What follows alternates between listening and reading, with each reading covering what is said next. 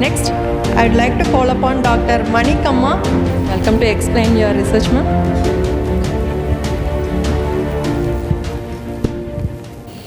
Good evening, one and all. This is Dr. Manikamma. My research paper published on the pillars of the new education policy. This is what you mean by, already you all know about what is the new education policy, National Education Policy 2020. I just little bit to give information. What is the new education policy?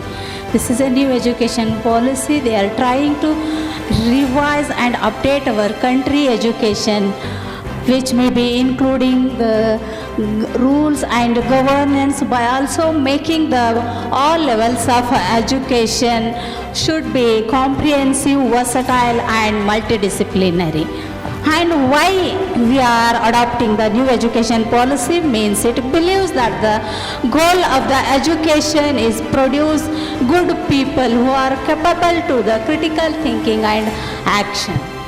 And when it is going to implement for this academic year, that is 2021-22 academic year, already you all know that in India, first Karnataka state will be implemented the new education policy for this current academic year 2020-21-22. This is how the new education policy have been changed, the 10+2 concept by the 5+3+3+4.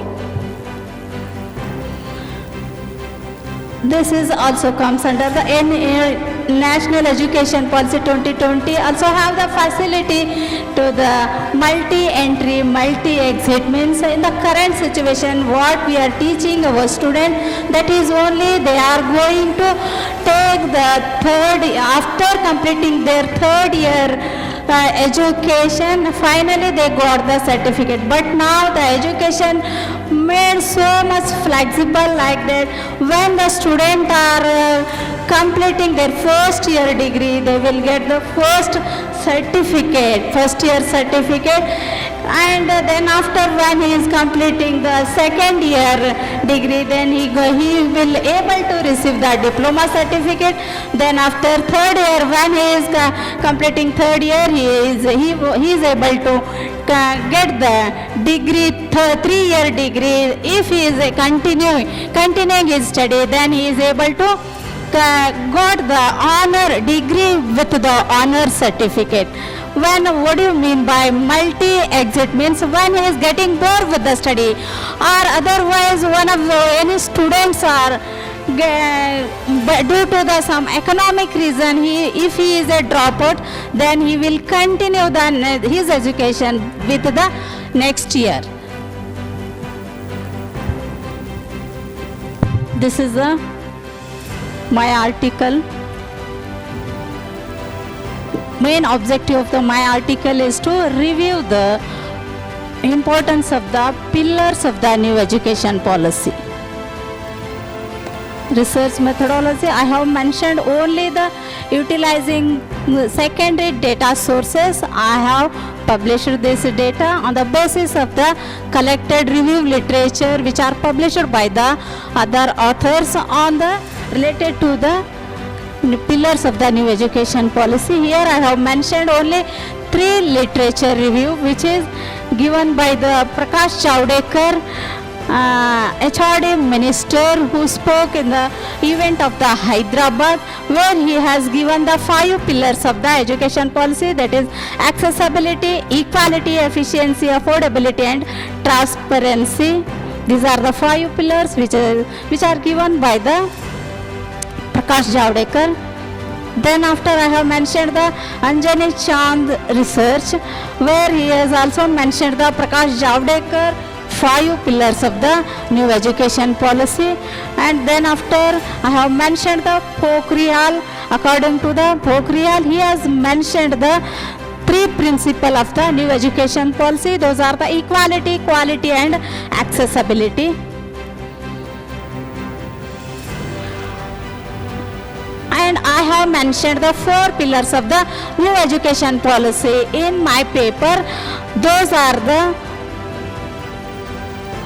curriculum to integrate critical thinking and creativity, which maybe already you all know. What do you mean by critical thinking and creativity? Means it is a determined the ability to think extraordinary in the same concept. Like that way in curriculum in NEP education, they already inculcate the curriculum, already integrate the critical thinking and creativity concept. This is the creativity thinking. And the second pillar of the my paper is community participation will be encouraged. Here student will going to encourage to be empathy with the social work. For more work they have to do for the society. What we have receiving from the society, we have to able to give the society in the form of already we have engaged the social work in the form of NSS activity, NCC, etc. And this is the third pillar of new education policy, that is they are going to mark the infamous tradition of the learning in our culture. What we have using in present situation, that is the mug and omitting, but the NEP education system will going to change. Mugging and omitting apart from the what we call it as a testing, instead of the testing their memory in NEP, they are going to testing the student intelligence. And fourth pillar of the new education policy is encouraging library culture and empowering students.